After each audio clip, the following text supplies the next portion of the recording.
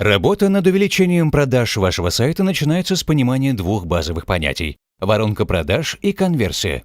Конверсия – это основной показатель эффективности вашего сайта.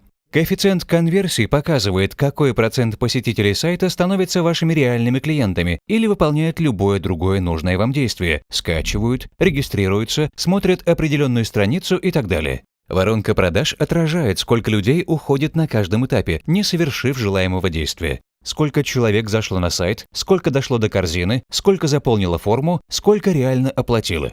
На каждом этапе людей становится все меньше и меньше. Это и есть воронка продаж сайта.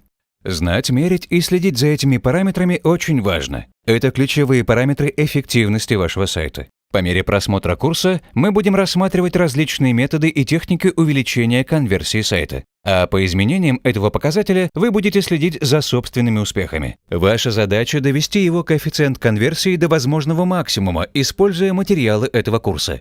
Итак, сейчас давайте научимся считать конверсию. Предположим, что у вас или у кого-то другого есть обычный такой сайт-каталог, который торгует дизайнерскими майками. Сайту год, и он набрал свою ежедневную аудиторию. Каждый день на него заходит 500 посетителей. Из них выбирают себе майку и добавляют ее в корзину 10 человек.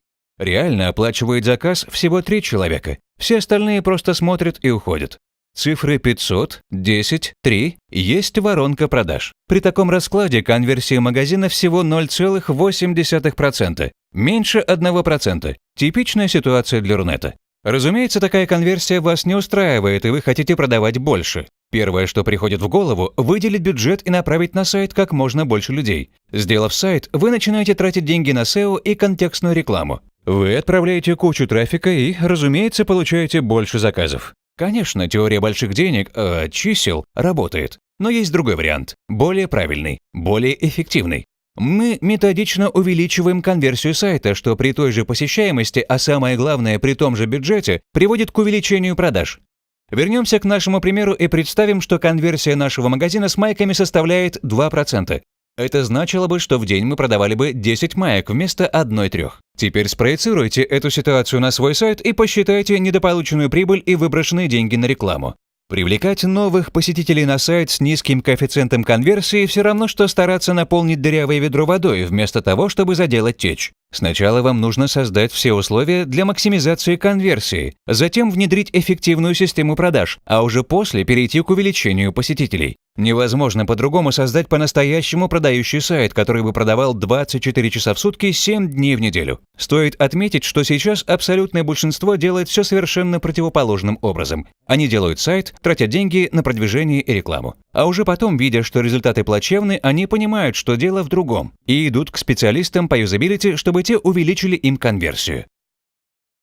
Теперь давайте рассчитаем конверсию вашего собственного сайта. Для этого вам нужно знать две вещи – общее количество посещений и количество продаж. Если вы ничего не продаете, это может быть любое другое целевое действие – просмотр определенной страницы, регистрация, скачивание. Теперь разделите одно на другое, получите конверсию. Это число есть показатель эффективности вашего сайта. Если у вас большой сайт, например, онлайн-гипермаркет товаров, то у вас таких показателей может быть очень много. Определите желаемые целевые действия для каждого направления, а затем посчитайте конверсию для каждого из них. Все полученные цифры запишите. Это будет вашей точкой отсчета. Итак, вы поняли, что конверсию нужно знать. За конверсией нужно следить, и ее нужно пробовать довести до возможного максимума, а уже после увеличивать количество посетителей. Конверсия – это основной показатель эффективности вашего сайта. В следующем видео мы рассмотрим основные причины низкой конверсии вашего сайта.